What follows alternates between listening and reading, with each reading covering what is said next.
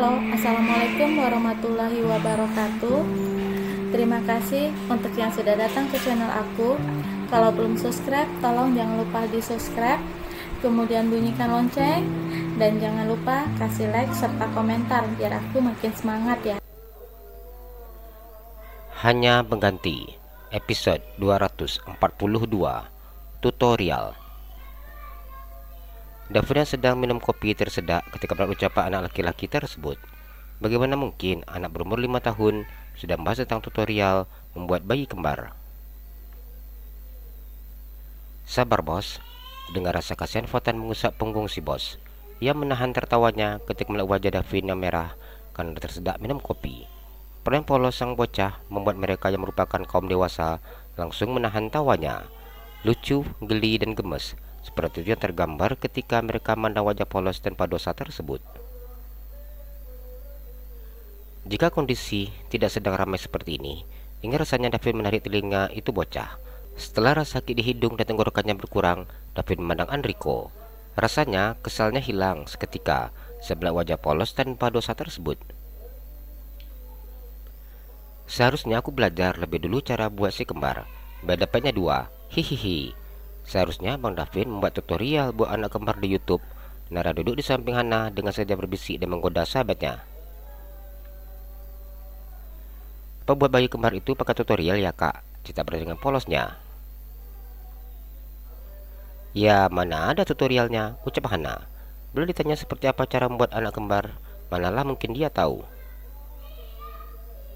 Kemarin, pegang gimana? Merep seperti cicak di dinding ya? Mulut Nara berhenti berbicara saat Hana menutup mulut sahabat itu dengan memakai telapak tangannya. Keren ya kak, bisa nempel di dinding gitu, seperti cicak. Lagi-lagi cinta ikut bicara dengan wajah polosnya. Nara menutup mulutnya agar tawanya tidak terdengar keras. Perut aku beneran sakit lihat kamu. Nara memegang perutnya yang kram karena menahan tertawanya sendiri. Peran polos yang terlalu cinta membuat wajah Hana yang merupakan sahabatnya merah karena malu. Cinta belajar sama Kak Nara buat gaya supaya cicak menempel di dinding seperti itu. Kak Nara mahir loh. Terus nanti langsung dipraktekkan aja lagi. Hana tidak ingin dirinya saja mendapat pesan bodoh dari cinta.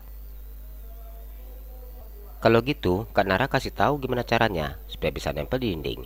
Tapi sepertinya gaya cicak di dinding dengan gaya jaring laba-laba lebih keren laba-laba dong ya kak.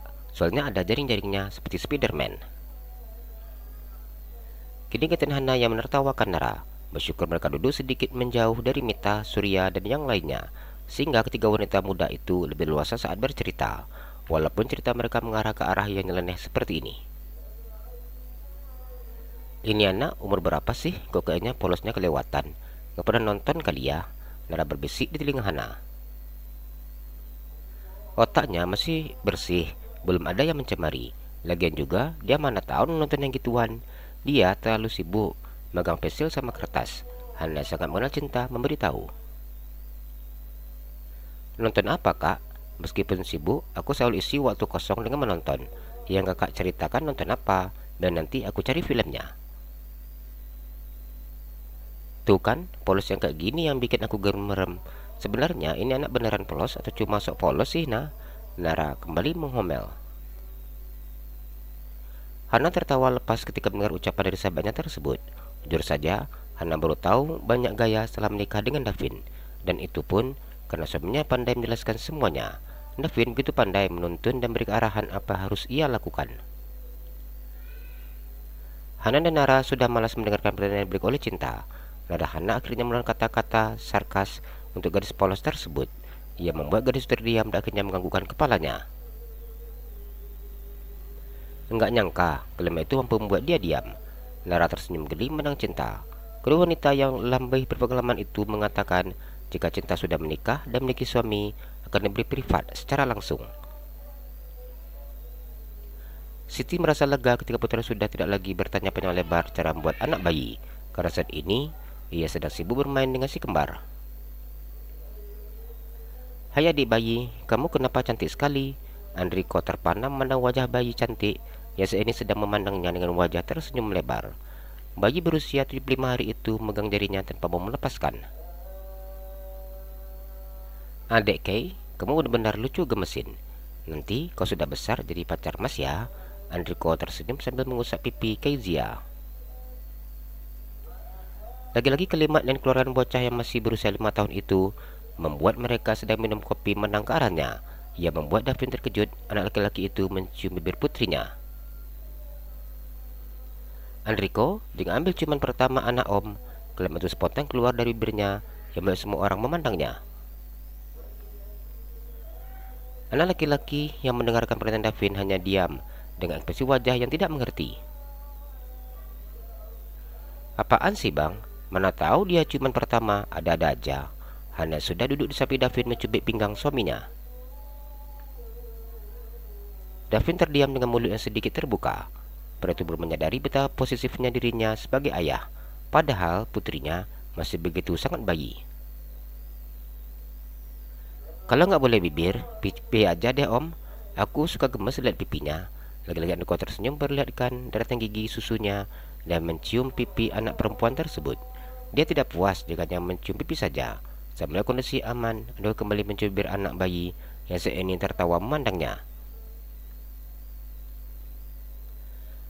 Belanda keluar dari rumah dengan memakai kacamata hitam yang lebar, topi dan celana jeans serta baju tanpa lengan yang lepisi jeans jacket. Apa yang terjadi dengan dirinya sudah pasti akan menjadi sorotan publik dan juga para wartawan. Ia menjadi kerumunan yang akan membuat dirinya semakin tersiksa dengan berbagai macam pertanyaan yang menyakitkan dan pasti tidak akan mampu untuk dijawabnya. Belanda datang ke bank dan membuka rekening bank yang baru.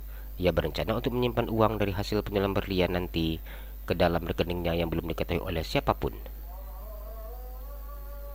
Setelah selesai membuat rekening baru, Belanda memesan ojek online karena kondisinya saat ini memang sudah tidak memiliki uang sehingga tidak mungkin untuk memesan taksi online.